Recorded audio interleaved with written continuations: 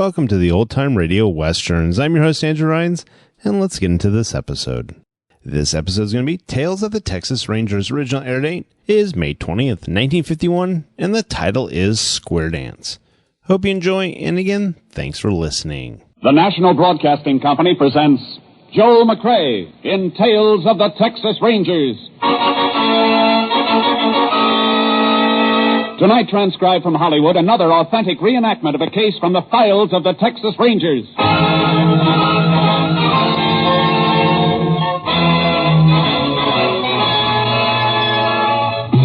Tales of the Texas Rangers, starring Joel McCrea as Ranger Jayce Pearson.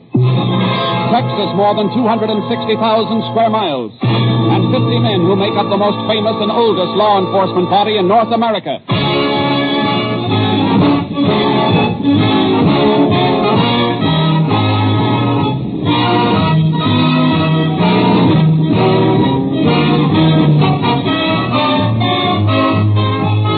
Now, from the files of the Texas Rangers come these stories based on fact. Only names, dates, and places are fictitious for obvious reasons. The events themselves are a matter of record.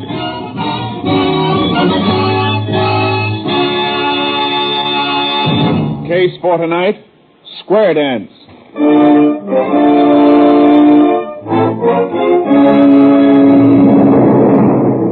It is 9:50 p.m. Saturday night, October 14th, 1949. There is a square dance in progress at the Fun Spot, a barn-like dance hall on the outskirts of Bankerville in West Texas. Mrs. Mort Rogers, a rancher's wife, is seated in a corner, waiting for her husband to return with some soda pop. She looks up as a stranger approaches. Well, looks like I found me a pretty little wallflower. How come you ain't dancing, man? Reckon I'm a little out of breath from the last one. My husband went to fetch me some soda pop. Good. While he's fetching it, you and me can dance. Another couple needing that square over there.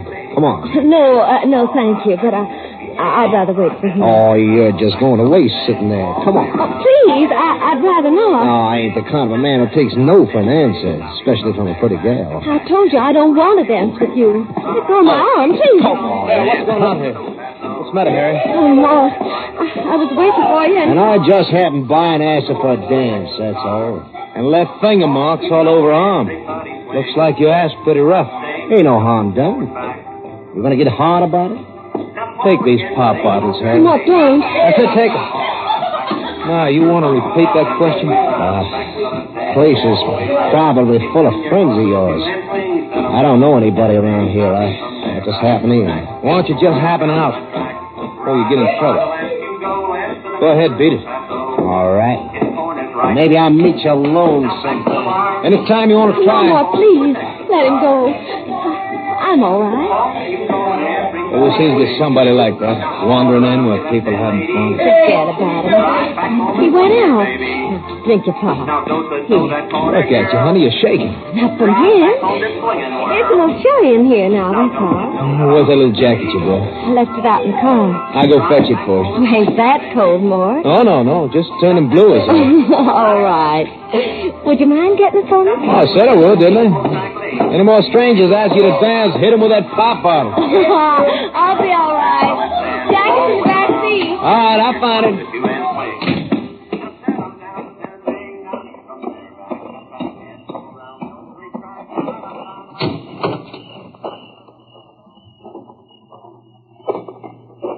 Yeah. Look who's here. Oh, it's you, huh? What you doing hanging around these cars? Thought I'd tell you to get lost. Better watch your tongue. You ain't surrounded by friends now. Yeah, I figured you'd follow me out. I didn't follow you out. I come out to get my wife's jacket. And as for friends, mister, I don't need any to hand the likes of you. Now, why don't you get while the getting's good? Too bad your wife didn't come out to get her own jacket. Yeah, she's kind of cute. Shut up. Right now. If I would have asked her to dance if she hadn't given me the eye. Why, come on, get up. Get up and fight. Or get up and run. I'll fight. But we'll fight my way with this kid. I might have known someone like you would carry a knife. You're going to know it. Just once more for good measure. Guess your wife ain't gonna be so particular who she dances with from now on.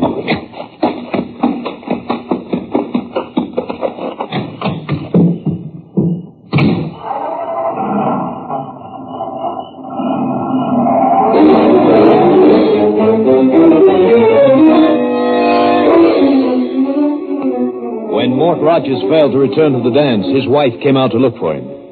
Her screams as she found the body brought dancers streaming from the hall. Somebody summoned the sheriff, and he in turn called for the help of a Texas Ranger. Ranger Jayce Pearson was assigned. He arrived at the parking lot outside the fun spot shortly after midnight.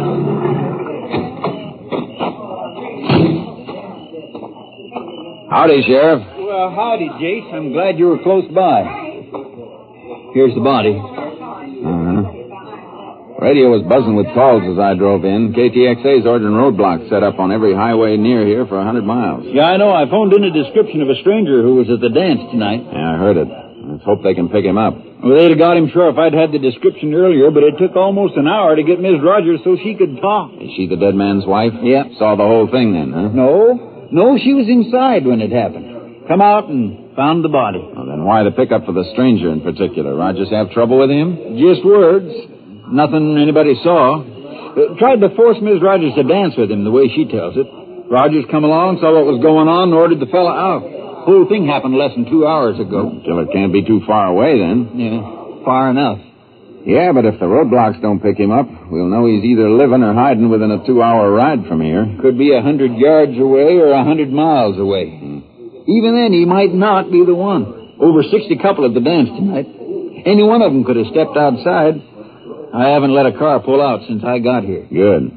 You shake everybody down? Yeah, didn't find anything on anybody, though. Deputy has 2 knives and a gun that were ditched under benches when he started searching. The knives clean? As far as I could tell. We'll send them through to Austin, make sure. If there's any blood left on one of them, the lab will find it. We're not going to have to wait for that, though. Not if the killer's still around. Why? This wound on Rogers' throat cut the jugular. See how the blood spurted out. Killer couldn't miss getting some of that blood on his clothes. You check for that on the shakedown? Well, just their hands, Jayce. You better line them up again inside. Blood's had time to dry. Killer may have had a chance to try and wash it out, but we'll have to check every suspicious-looking stain. Well, I got the names and addresses of everybody in the place. Good. You can use that as a checklist. Make sure nobody's taken a run out since you got here. Deputies been stationed all around. All doors have been locked, except this one leading out to the parking lot.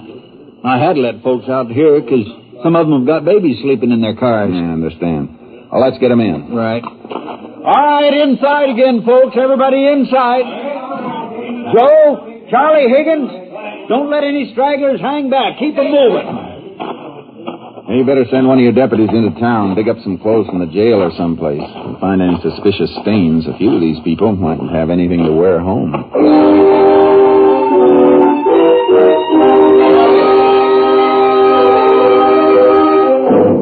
The sheriff's list checked out 100%. Nobody'd run. A couple of cowpokes had stains on their shirts and jeans. We took their clothes and sent them through to Austin for analysis. Next morning, I got my report. A long-distance call from my chief, Captain Stinson. Austin lab just finished with the stuff you sent through, Jayce. Both the knives were clean. I see. How about the clothing, Captain? Well, there was human blood on one of the shirts. A small stain. According to your report, the cowpoke you got it from said he'd cut himself and got a little blood on it. Lab says the blood stain is type O. Type O, huh? That's right. Well, he's not our boy, then. Medical examiner did an autopsy on Rogers during the night. Rogers' blood was AB. Everything keeps pointing to the stranger who got away. Do you think Mrs. Rogers gave a good description? I think so. She gave me the same rundown she gave the sheriff. Claims she'll never forget what he looked like. Do you think she'd recognize a photo of him if she saw him? I'm sure she would. Good. The boys at Austin are going through the gallery pulling shots of all known criminals who fit that description. Especially the ones who are too free with a knife. I'll bring the photos down myself. Let Mrs. Rogers go over them. While I'm waiting, I think I'll have a look through the ranch area around here. All we know about the man we're after is that he got away. We don't know whether he was in a car or on foot or mounted. A few cowpokes did come into the dance on horses. I see. Fellow we're looking for might be a new hand, just drifted into the territory. I got charcoal in my horse trailer. Sheriff's getting his mount. It'll keep us busy until you get here, unless you have another idea. No, Jayce, you go ahead. I'll see you tonight. Right. Bye, Captain. Bye, Jayce. Ready, Sheriff? If you are, my mount's all saddled. Now get charcoal out of the trailer. Let's go.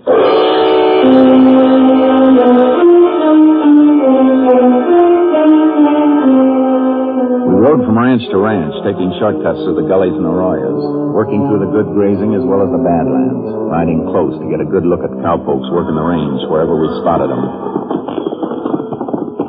We're on Brubaker's land now.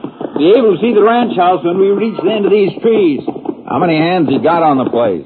3. They've been around for quite a spell, unless he took on a new one. Brubaker. That seems to me his name was on the list of folks who were at the dance. Yeah, he was there with his wife. Well, then he was asked if he'd noticed the stranger.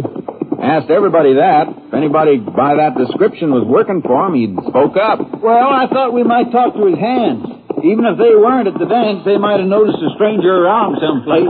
Possible. Worth a try. Yeah. Hey, there's Brubaker now, climbing into his tractor, there by the tool shed. Hey, Brubaker! He sees us. Howdy, Sheriff. Oh, boy. Oh, Jockey. Yeah, howdy. Howdy. Glad to see you, Sheriff. Matter of fact, I've been thinking of phoning you. You got some information on the Rogers case? Well, no. It's something I guess I shouldn't even be bothering you with right now. Just wanted to put in a little complaint. What kind of complaint, Brubaker? Well, sir, just before the dance last night, the missus and me did some shopping in town. Matter of fact, going to the dance was an afterthought. Just decided to drop in when we was driving home and pass the fun spot. Mm-hmm.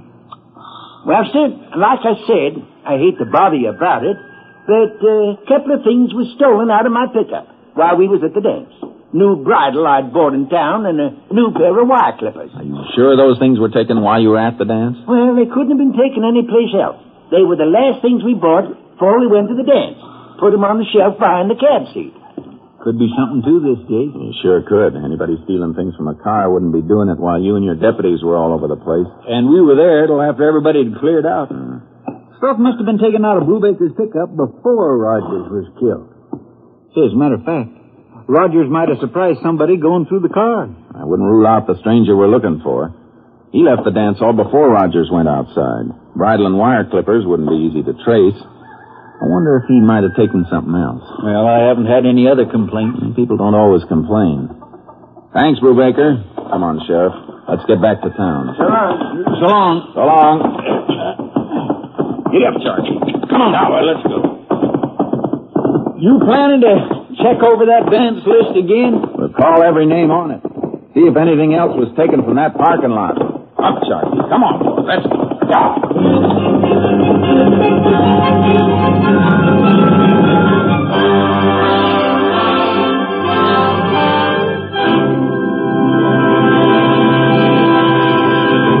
In just a moment, we will continue with Tales of the Texas Rangers, starring Joel McCrea as Ranger Jayce Pearson.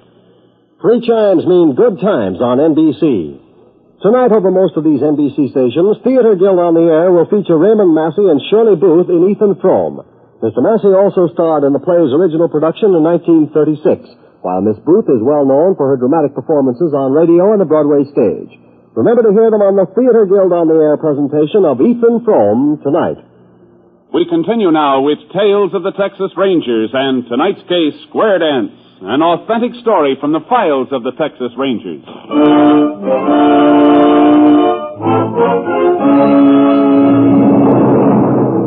The sheriff and his deputies started a phone check of people who'd been at the dance, asking them to list missing articles.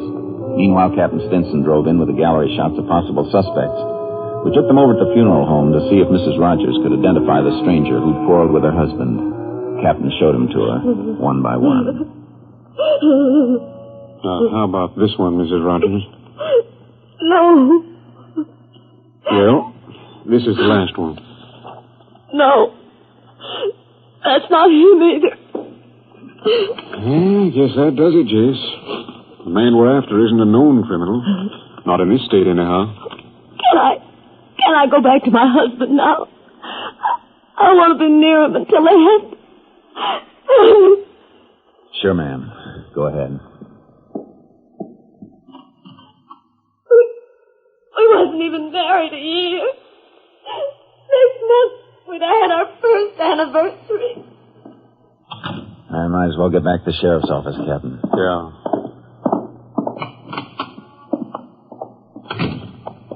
Young bride like that. And a nice future the killer left her. We gotta get him. I'll stay on until Jayce! Captain! Oh, there's the sheriff now. Looks like we've hit something on that phone check, Jayce. Deputy just got a call from Perney Richards. Not the old man, but Perney Jr. Something missing from his car? Yeah. Lady's Hamilton wristwatch. Perney bought it for his gal's birthday. Left it in the glove compartment of the car. Was fixing to surprise her with it today. Yeah, that's gonna help, Jayce. Plenty. New purchase like that, the jeweler will have a record of the serial number on the watch. Killer might try to sell it or pawn it someplace. He might just give it to some gal. I don't think so. Man we're after doesn't sound like he'd have a gal of his own. Come on. Let's get a rundown on that watch.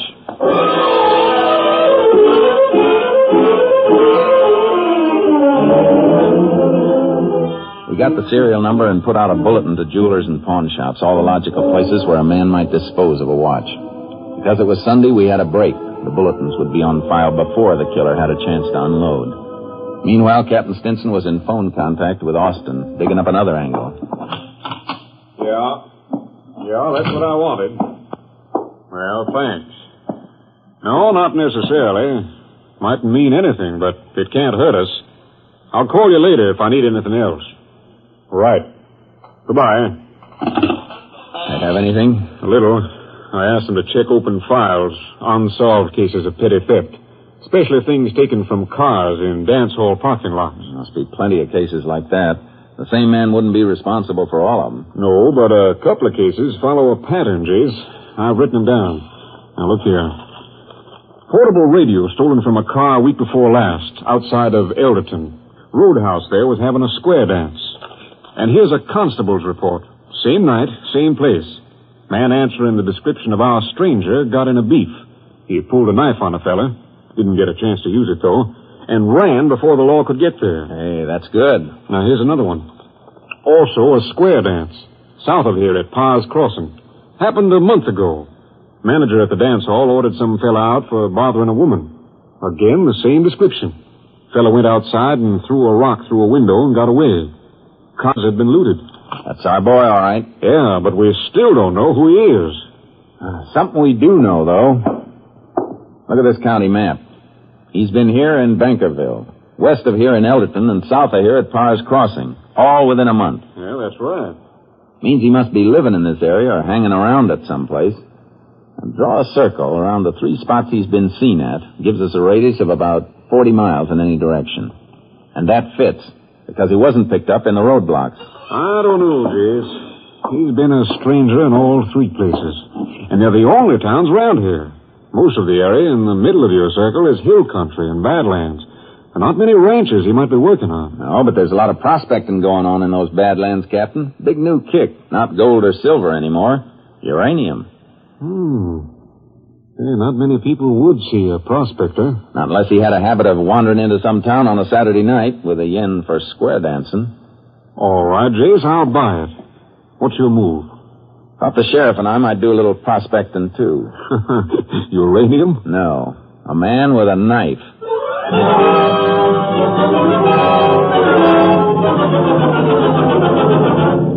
The sheriff put in with me. Next morning we loaded his horse into my trailer with charcoal and headed into the Badlands. The old settlement's up ahead. We can leave the car at Reb Miller's store. I thought the settlement was deserted. Well, it was for a few years, but Miller opened up again because of this prospecting thing. Reckon they give him enough trade to keep going.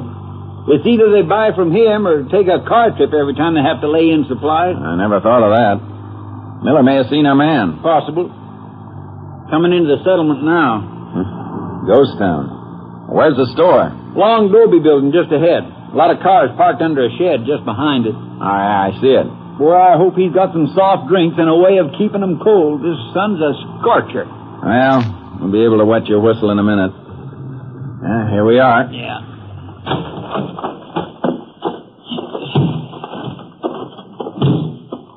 Hardly think Miller could make a living here. Well, there's just him and his old lady. I reckon they don't need much to get by. Looks like we'll be his only customers. Hello? Anybody here?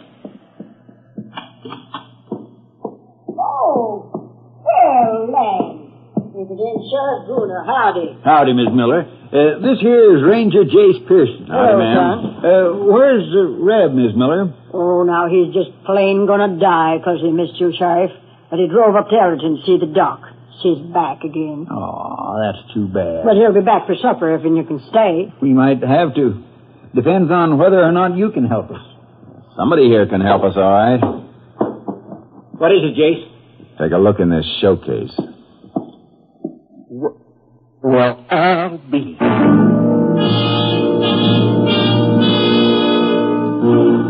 I'd called his attention to something that stood out like a sore thumb. The store was run down, its shelves barely stocked with necessities. But there before our eyes, in a dirty showcase with cracks running through the glass, was a brand new Hamilton wristwatch. Reb is stocking some mighty fancy merchandise, ain't he, Miss Miller? Oh, you mean that watch? You want to buy it? All we want to know is where you got it. Well, Reb took it in trade from a fellow who run a bill here. What's his name? Why, Carp's his last name. Don't know his first one. That watch ain't stolen, is it? We can tell you that in a minute. Get it out of the case, Sheriff. Right.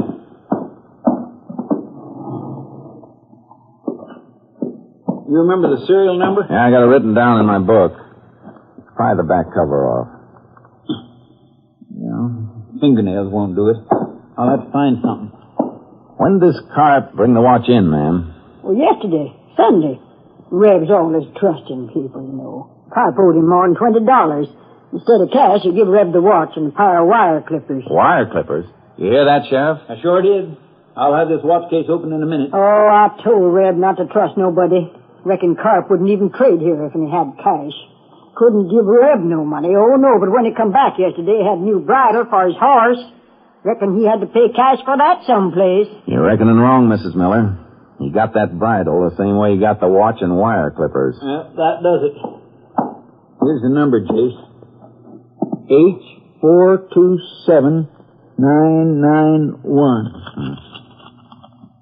H4279. That's it, all right. Carp's our boy. Where is he? Well, he's out in the hills, I reckon. He saddled up and rode off after he brought our car back yesterday. He had your car? All Saturday night, Sheriff. You know Reb. He'll lend anything to anybody. That's why we ain't got nothing ourselves. Carp never even paid him for the gas he used up. Then he had the nerve to borrow his shirt and jeans while he used my tub to scrub out his old clothes. And water scarce as it is. Don't need two guesses what he was scrubbing for, Sheriff. You can say that again. Come on, Sheriff. Let's get the horses and move. Well, look here, don't you want to know what he looks like? Thanks, ma'am, but that's something we already know.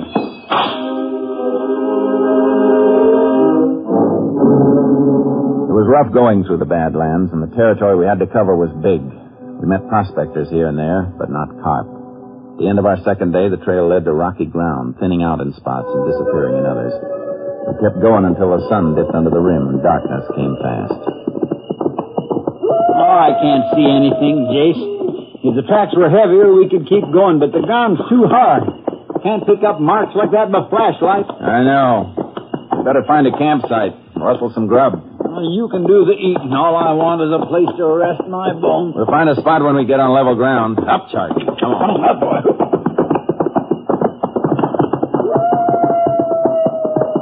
Sheriff. Yeah? It's like somebody solved our camp problem for us. Over there at the right. Sparks. Yeah, fire behind those rocks. Circle around. Carp, maybe. Could be. It's a cinch at somebody. Let's ride for it. Up, boy. Come on. Come on. See the fire now, Jayce. Man getting up. He can't see us yet. Here's us coming. Looks like a big fella. Carp is big. Mrs. Rogers said about 6'3". His horse is there, Jayce. He's moving over toward it. He'll be able to see us in a minute. Drift away from me. Leave a little distance between us. All right. Get over, boy. That's good. Seems to be waiting. Don't go all the way in mounted. Pull up and we'll walk to him. Whoa, Charlie. Oh, boy. Oh. All right. Keep the same distance. Who's that out there? We're looking for somebody. Who? I'll tell you in a minute. Keep your eyes open, Sheriff. Maybe you better tell me now. A fellow named Carp. Is that you? What do you want to see Carp about? It's kind of a personal matter. Unless you're Carp. He got behind his horse, Jayce. You stay where we are. Hold it, Sheriff. Ooh, Charlie. Ooh. Pull the rifle from his saddle holster. You fellas better get mounted and ride off. I don't like anybody sneaking around me at night. And I don't like getting mounted and riding away from a fire. Makes my back too good a target. Say, you look like a Texas Ranger. You got good eyes. And I'm a sheriff, Carp, so don't try anything funny. Put that rifle down and let's have a talk. Oh. Well, what do you want to see me about? I want to invite you to a square dance. You... Hit the dirt, Sheriff. He dropped down. Go behind the fire, Jayce. I can't see him. Can't see us either. Must be close behind that fire. Shoot into it. Chip sparks off that heavy log that's burning. Might be able to shower him with a big hot foot. Say when. Let go. That did it, Jayce. He's up. Drop your gun, Carp. I'll kill you. You hit him, Jayce. There he is. And there's his gun on the ground. Gun stock split. That's what I hit, not him. Shock knocked him out. Yeah. Just the same. He's out cold. And while he's laying here, I might just as well get these cuffs on his hands. Look out, Sheriff! Shut your heart out. Drop that knife. Let it Go! Oh, my arm. Thank you, Jayce. He almost planted that in my ribs. Yeah, it's something he won't try again. Come on, Carp. Get up. Save your story for the jury, Carp. Maybe you can tell them how to be a big hit at a square dance. Come on, get moving.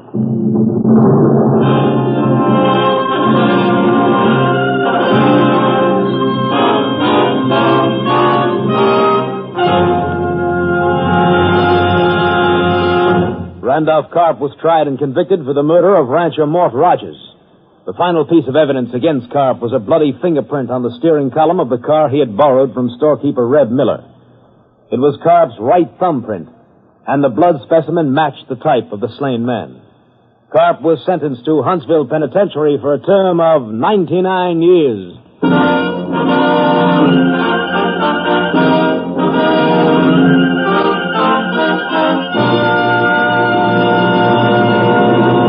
And now, here again is the star of our show, Joel McCrea. A famous Texas Ranger was once asked what he considered the most important quality in a ranger.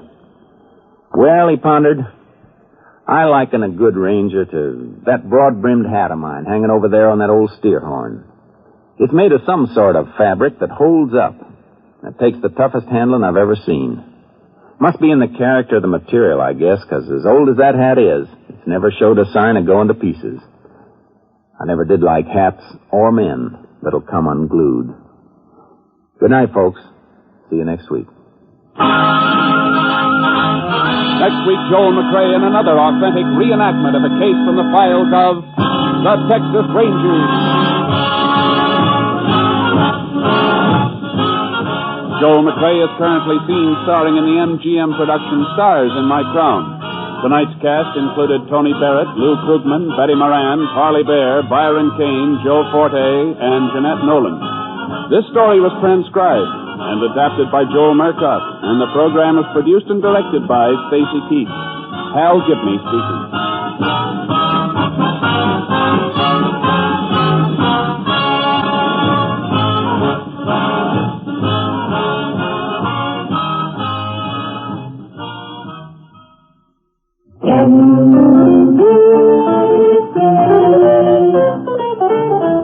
Enjoy the very best in radio. Be sure that you dial it right.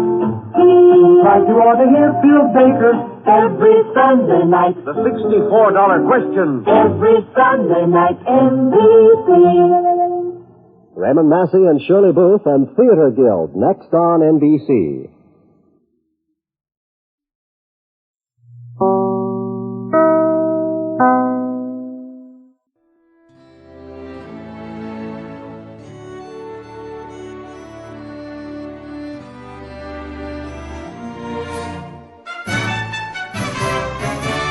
This has been a presentation of OTRWesterns.com, and we hope you enjoyed. Please take some time to like and rate our shows in your favorite podcast application. Follow us on Facebook by going to OTRWesterns.com/Facebook.